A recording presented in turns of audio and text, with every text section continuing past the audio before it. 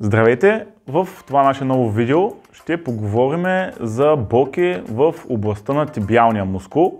Нека първо да поговорим къде се намира мускулус tibialis anterior. Това отпред е големия пищял, т.е. тибията. Мускулът се намира от тази част на кръка и подпомага за дорзалната флексия, т.е. повдигането на ходилото нагоре по този начин. Ако имате болка в тази област на подбедрицата, точно следващите упражнения, които ще ви покажа, са за вас. В това упражнение ще ни е нужен фоам ролер.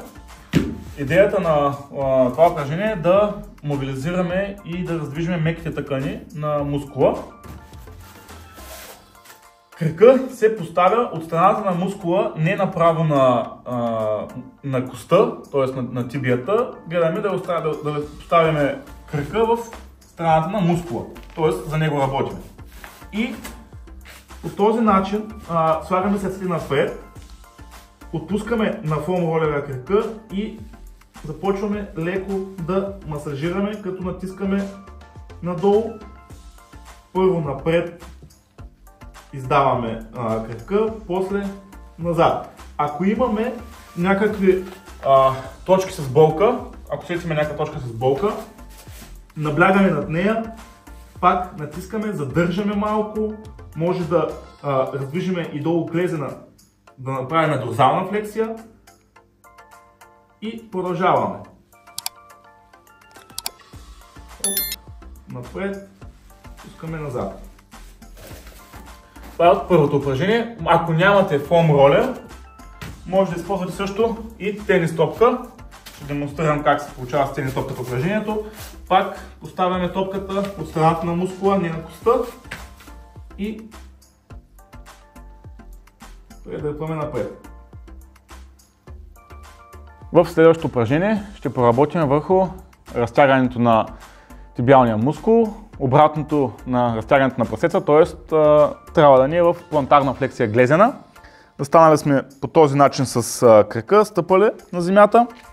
Другия е в тази позиция свит, плантарна флексия в глезена и издърпваме нагоре.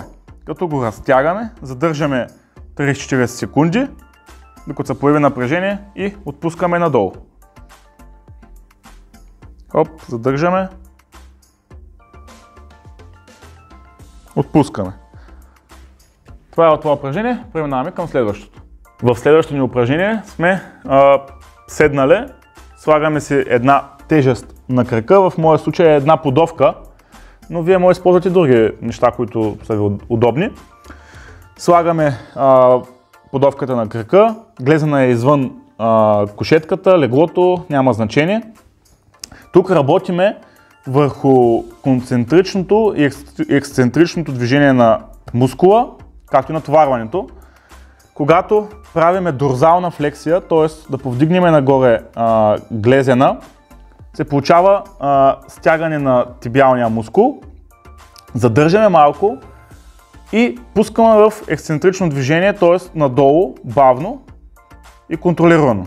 Хоп! И после обратно. Стягаме, задържаме малко, пускаме. Правиме по 10 серийки, по 3 серийки, по 10 повторения и преминаваме към следващото упражнение. Така, при следващото упражнение ще ни е нужен еластик, който го прикрепяме към някакъв предмет.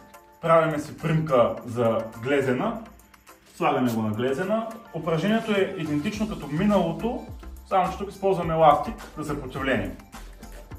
Изпълваме кръка, стягаме, отново активираме мускулус tibialis и отпускаме бавно и контролирано надолу. Като ни позволяваме толкова еластика да надърпаме и оказваме съпротивление. Стягаме нагоре и бавничко отпускаме. Оп. Ако продължавате да имате болка и тя се засилва, може да ни пишете във Facebook страницата, да дойдете да го погледнем, направим нови упражнения.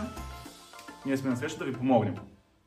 А ако ви харесал клипа, не забравяйте да се абонирате, поставяте един лайк и да коментирате за някакви нови видеа. Ние ще погледнем и ще ви отговорим. До нови срещи!